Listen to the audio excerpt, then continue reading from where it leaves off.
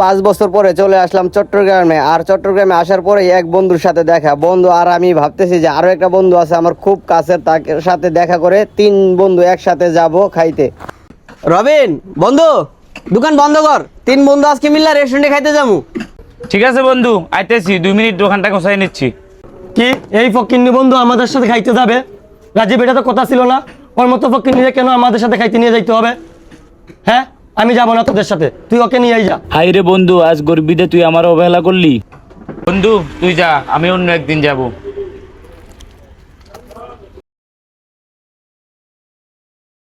বন্ধু দাঁড়া, আমি আইতেছি। বেটা তুই সব কথাতে খালি রাগ করস, তোর রাগটা আর কমলো না। হ্যালো বন্ধু। বন্ধু তুই কই আছস? বন্ধু আমি তো আছি সাগরপাড়ে। বন্ধু তুই এক্ষুনি আয়, তোর বাবা মেডিকেল, এক্ষুনি 10,000 টাকা দিয়ে তাড়াতাড়ি হাসপাতাল আই। আচ্ছা বন্ধু আইতেছি। বন্ধু কে কল দিছিল?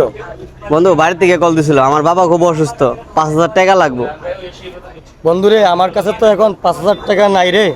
আচ্ছা তুই দেখ অন্য কোথা থেকে ম্যানেজ করতে পারস না, আমরা অন্য একদিন খাইতে যাবো, আজকে আমি গেলাম। হ্যাঁ, ভালো থাক। এই মুহূর্তে আমার বাবার চিকিৎসার জন্য 5,000 টাকা কোথায় পাবো, কার কাছে যাব বুঝতেছি না, মাথাটা পুরাই নষ্ট হয়ে গেছে।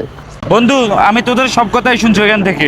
তোর বাবা মানে আমার বাবা, আগে তোর টাকা নে, তোর বাবার চিকিৎসা কর। আগে তোর এখানে 5,000 টাকা আছে, তুই যাই আগে তোর বাবার চিকিৎসা কর। বিপদে পড়লেই বন্ধুকে চেনা যায়, আর আমিও সেটাই ভুল করেছি, আর ভুল করতে চাই না বন্ধু। আমরা সবাই একটাই ভুল করে থাকি, যারা আমাদের পাশে থেকে সুখে দুঃখে থাকতে চায় তাদেরকে আমরা রাখতে চাই না, সেকে বন্ধু হিসাবে মানতে চাই না। আর যে বন্ধু সুযোগ সুবিধা খুঁজে তাকে আমরা বন্ধু হিসেবে গুরুত্ব দেই।